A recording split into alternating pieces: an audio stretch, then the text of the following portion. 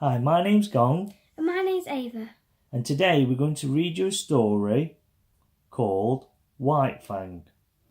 And we hope you will enjoy it. And Ava will read a couple of pages and then I will take over and read the other couple of pages. So sit back, relax and enjoy the book White Fang by Jack London.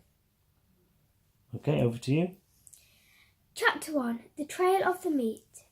Dark spruce forest frowned on either side of the frozen waterway.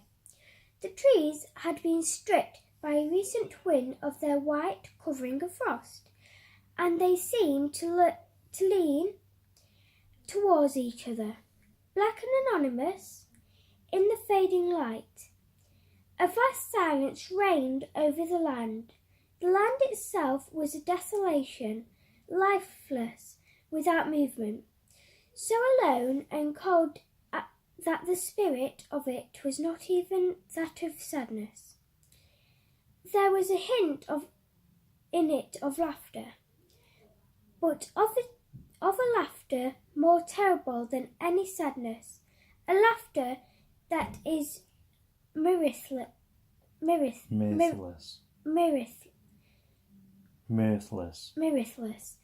As the smile of the Sphinx, a laughter cold as the frost, and partaking the grimness of infallibility.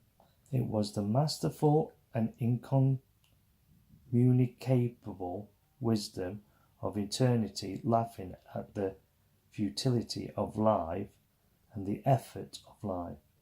It was the wild, the savage, frozen-hearted Northland wild, but there was life, abroad in the land and defiant.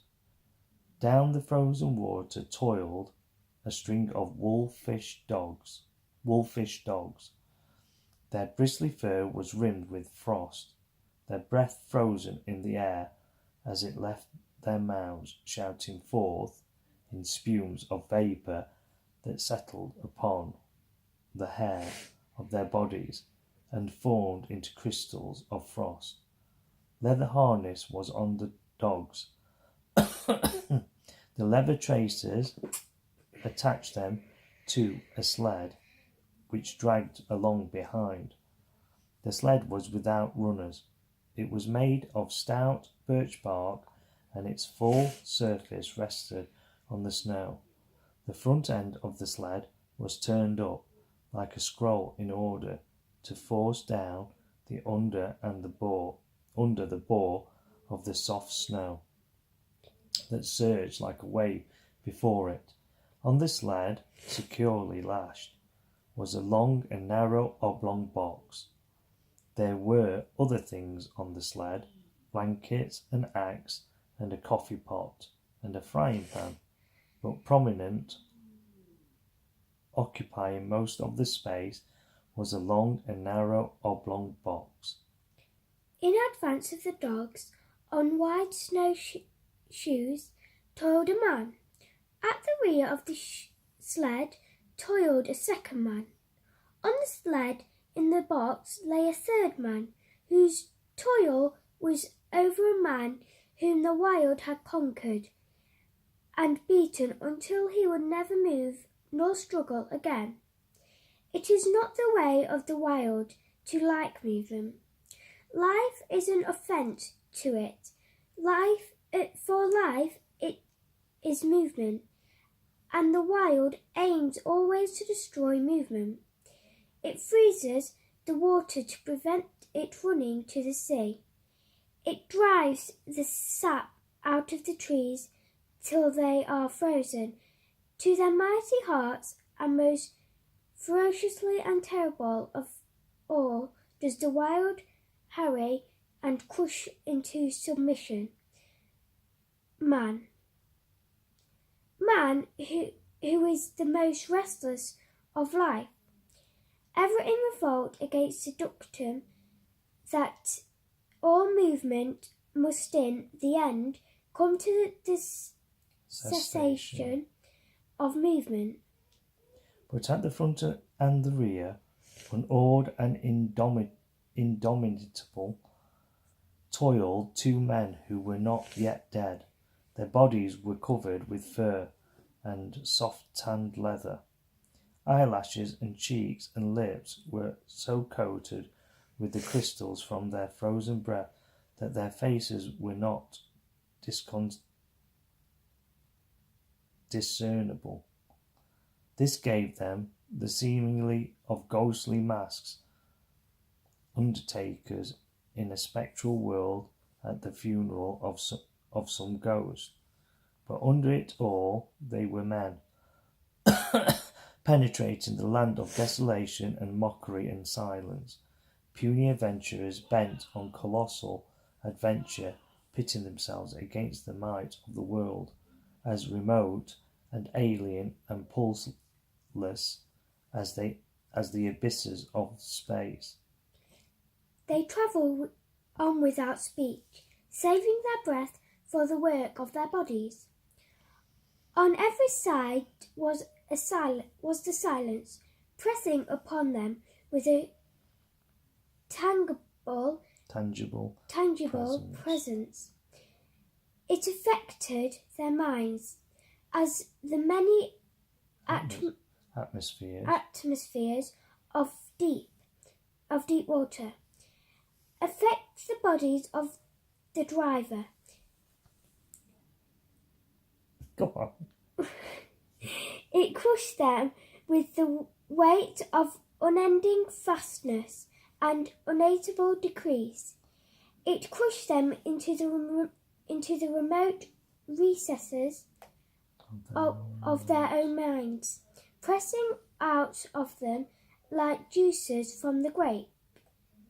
All the false adors and exhalations of undue self-values of the human soul until they perceived themselves finite and small, specks and motes, moving with weak cunning and little wisdom, amidst the play inner play of the great blind elements and forests. An hour went by, and a second hour. The pale light of the short sunless day was beginning to fade, when a faint far cry arose on the still air. It soared upwards with a swift rush till it reached its topmost note, where it persisted, palpitant and tense, and then slowly died away. It might have been a lost soul wailing at it had it not been invested with a certain sad, fierce and hungry eagerness. The front of a man turned his head until his eyes met the eyes of the man behind, and then across the narrow oblong box. Each nodded to the other. A second cry arose, piercing the silence with needle-like shrillness. Both men located the sound. It was to the rear. Somewhere at the snow expanse they had just advertised a third and answering cry arose. Also to the rear and to the left of their second cry. "They're after us, Bill," said the man in the front. His voice sounded hoarse and real, and he had spoken with apparent effort. "Meat is scarce," answered his comrade. "I ain't seen a rabbit sign for days." Thereafter they spoke no more, though their ears were keen for the hunting cries that continued to rise behind them. At the fall of darkness, they swung the dogs into the cluster of spruce trees on the edge of the waterway and made a camp. The coffin at the side of the fire served for a seat and a table. The wolf dogs clustered on the far side of the fire, snarled and bickered among themselves, but evinced no inclination to stray off into the darkness. Seems to me, Henry, they're staying remarkable close to the camp, Bill commented. Henry, squatting over the fire and settling the pot of coffee with a piece of ice, nodded. Nor he speak till he had taken his seat on the coffin and begun to eat. They know where their hides is safe, he said. They'll sooner eat grubs than be grub. They're pretty wise, them dogs. Bill shook his head. Oh no, I don't know. His comrade looked at him curiously. First time I ever heard you say anything about their not being wise. Henry, said the other, munching with deliberation the beans he was eating, did you happen to notice the way them dogs kicked up when I was feeding 'em? They did cut up more than usual, Henry acknowledged. How many dogs I've got? How many dogs we've got, Henry? 6. Well, Henry. Bill stopped for a moment in order that his words might gain greater significance. As it was saying, Henry, we've got 6 dogs. I took 6 fish out of the bags. I gave 1 fish to each dog. And Henry, I was 1 fish short. You counted wrong. We've got 6 dogs. The other reiterated dispassionately. I took out 6 fish. One ear didn't get no fish. I came back to the bag afterwards and got his fish. We've only got 6 dogs, Henry said. Henry, Bill went on, I won't say there was all dogs, but there were 7 of them that got fish. Henry stopped eating to glance across the fire and count the dogs. There's only 6 now, he said. I saw the other one run off across the snow. Bill announced with cool positiveness. I saw 7. Henry looked at him commiseratingly and said, I'll be almighty glad when this trip is over. What's that mean by that? Bill demanded. I mean that this load of ourn is getting on your nerves and that you're beginning to see things. I thought of that, Bill answered gravely. And so, when I saw it run off across the snow, I looked in the snow and saw its tracks. Then I counted the dogs, and there was still 6 of them. The tracks they're in the snow now. I want you to look at them. I'll show them to you. Henry did not reply, but munched on in silence until the meal finished. He stopped it with a final cup of coffee. He wiped his mouth with the back of his hand and said, Then you're thinking as it was. A long wailing cry, fiercely sad, from somewhere in the darkness had interrupted him. He stopped to listen to it. Then he finished his sentence with a wave of his hand towards the sound of the cry. One of them. Bill nodded. a blame sight sooner think that than anything else. You notice yourself the row the dogs made, cry after cry, and answering cries were turning the silence into the bedlam. From every side of the cries arose, and the dogs betrayed their fear by huddling together and so close to the fire that their hair was scorched by the heat. Bill threw on more wood before lighting his pipe. I'm thinking you're down in the mouth, son, Henry said. Henry, he sucked meditatively on his pipe for some time before he went on. Henry, I was thinking, what a blame sight luckier he is than you are, and me'll ever be. He indicated the third person by a downward thrust of a thumb into the box on which they sat. You and me, Henry, when we die, we'll be lucky if we get enough stones over our car.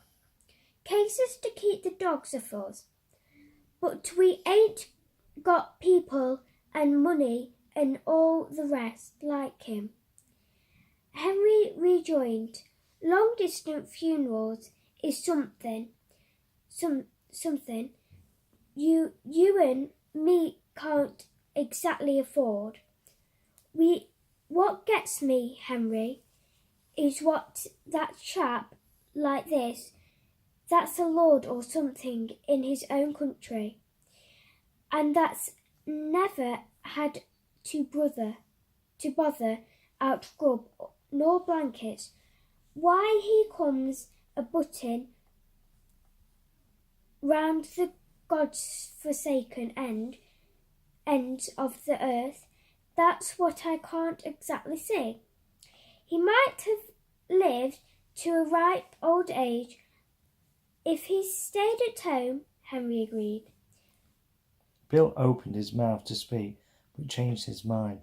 Instead, he pointed towards the wall of the darkness that pressed about them every side. There was no suggestion of form in the utter blackness, only could be seen a pair of eyes gleaming like live coals.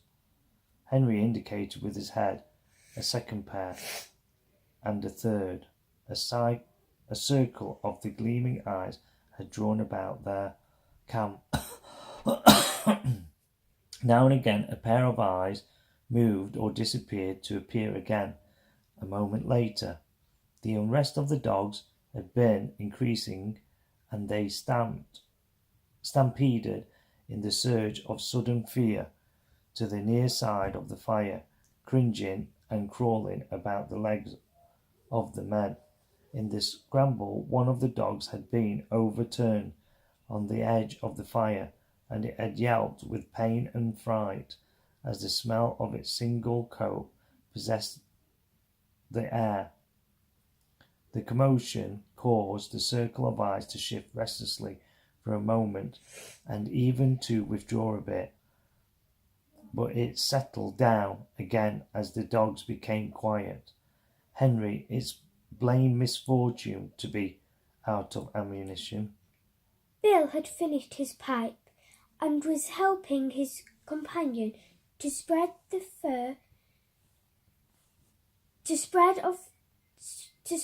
bed of fur and blanket upon the spruce boughs which he had laid over the snow before supper. Henry grunted and began unlacing his moccasins. How many cartridges did you say you had left? He asked. 3, came the answer, and I wish it was 300. Then I'd show 'em what for, damn 'em. Damn 'em. He shook his fist angrily at the gleaming eyes and began securely to his prop his moccasins before the fire. "And wish this cold snap break," he went on. "It's been 50 below for 2 weeks now, and I wished it never started on this trip. Henry, I don't like the looks of it.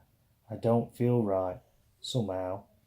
And while I'm wishing, I wished the trip was over and done with, and you ain't and me are sitting by the fire in Fort McGurry, just about now playing cribbage.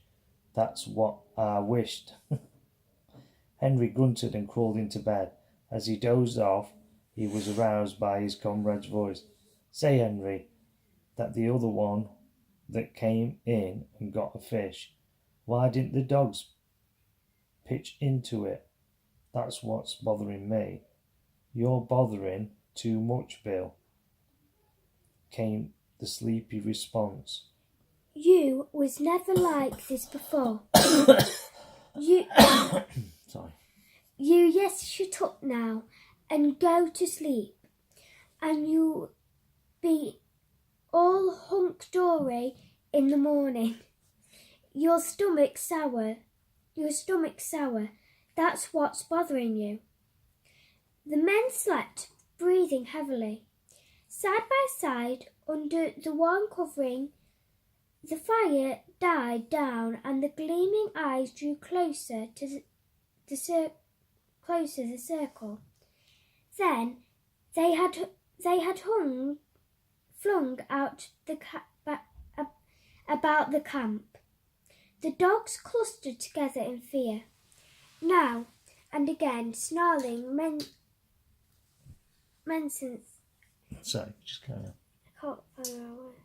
menacingly as a pair of eyes drew closer. Once their uproar became so loud that Bill woke up. He had got out of bed carefully so as not to disturb the sleep of his comrade, and threw more wood on the fire.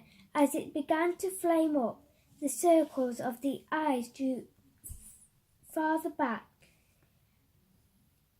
He glanced casually at the huddling dogs. He rubbed his eyes and looked at them more sharply. Then he crawled back into the blankets. "Henry," he said. "Oh, Henry."